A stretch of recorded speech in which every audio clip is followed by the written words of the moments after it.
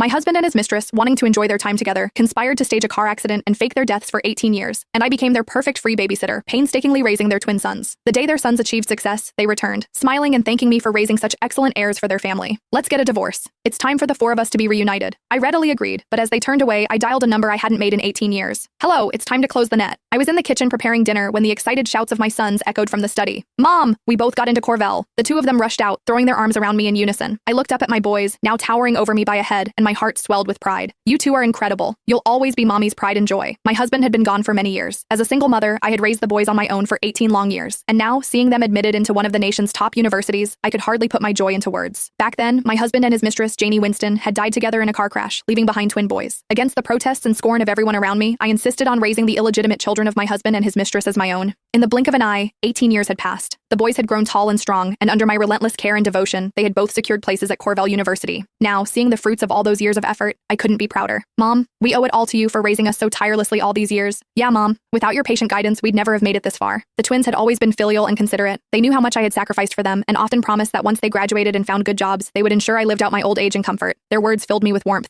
And then I remembered, 2 days from now would be their birthday. In previous years, I had always booked a private dining room at a hotel for their celebrations. But this year I thought, why not combine their birthday party with a banquet to celebrate their admission? It would be lively, joyful, and memorable. I went ahead and reserved a grand hall at the finest restaurant in the city. At the same time, I shared the news of their admission in the family group chat. The moment the message went out, the notifications exploded. 99 plus in an instant. Sammy and Scott really did us proud. If only Jeremy knew how accomplished his two sons have become. He could finally rest in peace. I skimmed through the messages, then sent the banquet location to the group. With everything arranged, I silenced my phone, set it aside, and quietly waited for the day of their birthday banquet to arrive. The birthday banquet was set for 10 o'clock in the morning, 2 days later. That day, I arrived at the restaurant early. I went over the menu and the event program again and again, determined that not a single detail be overlooked. Most of the guests were from the Grant family. None of my own relatives came. Back then, when I defied everyone's objections and insisted on raising the twin sons of my husband, Jeremy Grant, and his mistress, Janie Winston, my parents had been so furious they nearly collapsed from rage. Even after all these years, they still couldn't understand why I had thrown away a good life just to suffer and raise another woman's children. Supported by relatives, my in-laws entered the hall. They went straight to the main seats and sat down. My husband's elder brother and younger sister, along with their families, filled the seats at either side. The main table was set for 8. Surrounded by relatives, my two sons were pressed close on either side, leaving no place at all for me. Allison, what are you standing there for? Serve Mom and Dad some tea. Lillian picked up a handful of chips and shot me a glance. She was my husband's younger sister. Her own marriage had been miserable, abused by her husband and scorned for failing to bear a son. But last year, at 40, she finally managed to give birth to one. Now, with a boy in her arms, her back had straightened, her tone sharpened, and her arrogance swelled. My two sons tried to rise and help me, but their grandparents pressed them back down. My sweet darling grandsons, sit with Grandma, talk with me. Look at these two fine young men, so tall, so handsome. They look just like their father.